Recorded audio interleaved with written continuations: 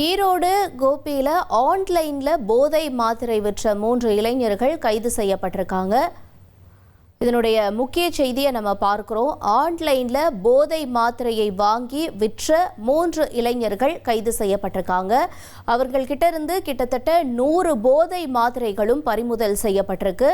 இந்த கைது செய்யப்பட்ட 3 இளைஞர்களிடம் தொடர்ந்து விசாரணை நடைபெறும் என்று எதிர்பார்க்கப்படுகிறது. ஆன்லைனில் போதை மாத்திரைகள் விற்பனை செய்த 3 இளைஞர்கள் கைது செய்யப்பட்டிருக்காங்க. அதாவது கோபிச்செட்டிப்பாளையம் பக்கத்தில் இருக்கக்கூடிய ஒரு இடத்துல ஆன்லைன் மூலமாக சட்டவிரோதமாக போதை மாத்திரைகளை வாங்கி விற்பனை செய்ய முயன்ற 3 இளைஞர்கள் கைது செய்யப்பட்டிருக்கக்கூடிய நிலையில் விவரங்களோடு எமது செய்தியாளர் கார்த்தி இணைஞ்சிருக்காரு. கார்த்தி வணக்கம். தொடர்ந்து இதனுடைய முழு விவரங்கள் என்னவாக இருக்கிறது கார்த்தி? வணக்கம். ஈரோடு மாவட்டம் கோபிச்செட்டிப்பாளையம் பகுதியில் இருக்கக்கூடிய பாரியூ சாலையில பாத்தீங்கன்னா 3 இளைஞர்கள் சந்தேகத்துக்கு இடமாக அந்த பகுதியில் உலா வந்துட்டு இருக்காங்க. அவர்களை கோபிச்செட்டியம் போலீசார் பிடிச்சு விசாரிச்சதுல அவங்க கையில போதை மாத்திரை, அதாவது வலி நிவாரண மாத்திரைகள் சொல்லக்கூடிய அந்த மாத்திரைகளை வைத்திருப்பதாகவும் அதை விற்பனைக்கு வைத்திருந்ததாக போலீசாருடைய தகவல்ல விசாரணையில தெரிய வந்திருக்கு. இது எப்படி அவங்க வாங்கியிருக்காங்க அப்படின்னா, இந்த ஆன்லைன்ல பாத்தீங்கன்னா இணையதளங்கள்ல அதாவது மருத்துவருடைய பரிந்துரை இல்லாமலே இந்த மாத்திரைகளை வாங்கக்கூடிய அந்த வலி நிவாரண மாத்திரைகளை ஆர்டர் செய்து அதை கொரியர் மூலமாக ஈரோடு மாவட்டத்துக்கு கோபிச்செட்டிப்பாளையத்தில் இருக்கக்கூடிய ஒரு தனியார் கொரியர் நிறுவனத்துக்கு வர வைத்து அங்கிருந்து இந்த மாத்திரைகளை வாங்கி பல்வேறு இளைஞர்களுக்கு இந்த மாத்திரைகளை விற்பதாக தெரிஞ்சிருக்கு. இவர்களிடம் பாத்தீங்கன்னா 100க்கும் மேற்பட்ட மாத்திரைகளை பறிமுதல் செஞ்சிருக்காங்க.